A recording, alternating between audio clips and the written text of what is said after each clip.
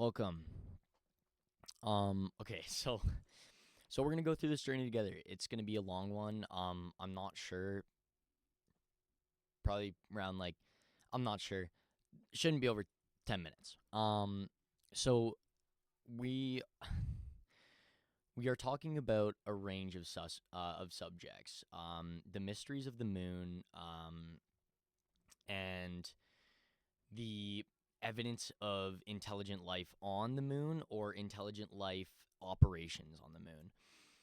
So, we're going to start off, and I'm just going to get right into it. We're going to start off with how did the moon get here? Now, people like to fight about this one. This one is very often fought about. There are three hypotheses. That a piece of the Earth was broken off, so the moon was a mass of the Earth that at some point in time broke off and entered Earth's orbit. The other is that two.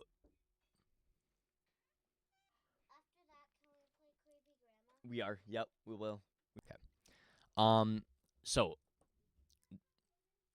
the second theory is that two celestial objects collided with each other, creating a bunch of moon dust or crud that formed into the moon. However, this doesn't make sense because then we would see evidence of the moon throughout our solar system, which we don't.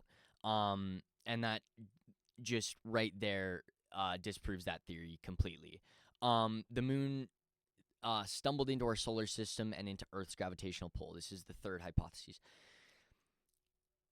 Now, this one people can fight and people can say, oh, yes, it's so unlikely, but the world, it's been so much time that, we are so unlikely, and that's the whole point of it. But shut the fuck up.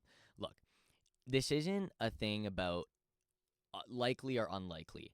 If you're telling me that somehow the moon entered Earth's gravitational pull at the exact altitude and velocity to fit into Earth's orbit and be able to orbit around the Earth is just absolutely unfeasible, right? And even going the distance further, how could the moon be the perfect distance from the Earth for a solar eclipse to happen?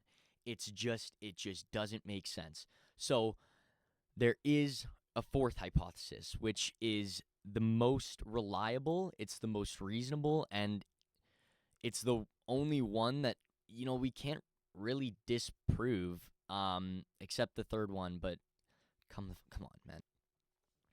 So let's go back. Let's go back into history, because if the moon ended up here, maybe there was life before the moon. Well, the Greek goddess of the moon, Selene, comes from the term Proselenes, which means before the moon. The Proselenes resided their home in Arcadia before there was a moon in the heavens. So there's a consistent belief within Arcadia and Arcadians that there was a time before the moon. There was a time where there was no, and then there was, right?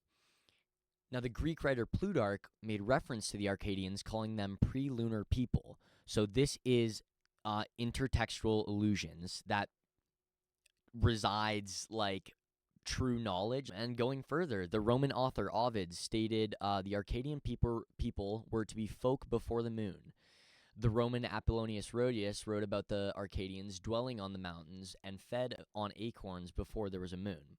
Tibetan texts talk about a lost continent named Gondwana, where it was inhabited before the moon. So there's a consistency in ancient talk about this tribe. Now, sure, the ancient Egyptians, Sumerians, Mayans, like, they didn't say anything about it, but you have to understand, Arcadians is way before, way back when, right? These are the first people of Earth, right? And so that's how they observe this, and that's how they have this knowledge, if you believe it. If it was so long ago, how do you know? Well, let's look back to the ancient Egyptians, Sumerians, Mayans, Aztecs, Africans. There was a very consistent belief. There's facts spread across these cultures that just link up, right? What we have to understand is that in these ancient times, they had things like the Library of Alexandria, knowledge that we don't have today because it was lost in crusades or battles, right? But knowledge that is so important to our past and our history that the fact that we lost it means that we can't even identify our roots, right? We don't even know where we came from, right? And that's why people cloud themselves in religion because they don't know where, because we're confused, right? So, this is where we go the level deeper. Is the moon creation of alien intelligence? Now, you're going to have to stick with me on this one. I'm going to give you some facts first. Just to let you ease into it. Then I'm going to tell you about the hollow moon theory. Now, if you're here now, don't leave, right? Don't leave for the hollow moon theory because that it ties everything together. Is the moon creation of alien intelligence? Most rejected that theory until Don Wilson presented bewildering scientific facts supporting this, from the information from the Apollo missions and from what we already know.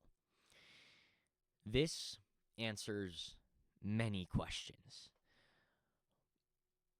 Why the moon is much older than the Earth, why the outer shell or hull is the hardest of the 3 layers of the moon, why there is no sign of water being on the surface of the moon but existing deep inside, why there is magnetism in moon rocks, which would only be possible from passing planets and suns through its journey through space, why many gas clouds have been observed by astronomical conservatories, the hot moon and cold moon debate, when before a spacecraft it was a cold planet but turned hot once hollowed out and inhabited, why specimens of tough refractory metals have been found there, and it just solves the mysteries of how the planet got there.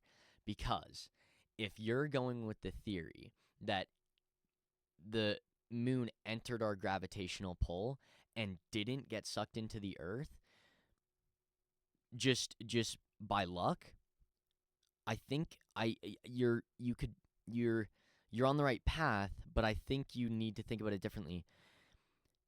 Not that it didn't get sucked in by luck, but through alien intelligence, they had the ability to stop the moon in its tracks, leave it where it is, and set it in orbit.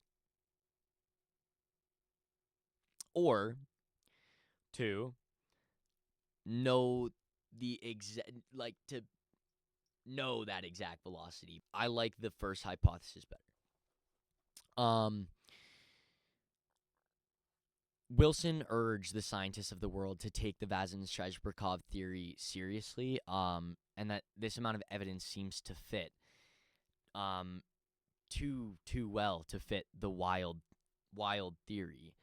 We can't set this aside. This has to be something that's truly considered with the amount of evidence that we have. Now, I want to get into the story of it. So I'm going to explain in a sec. I'll give you you're going to hear a lot of reasoning in a bit.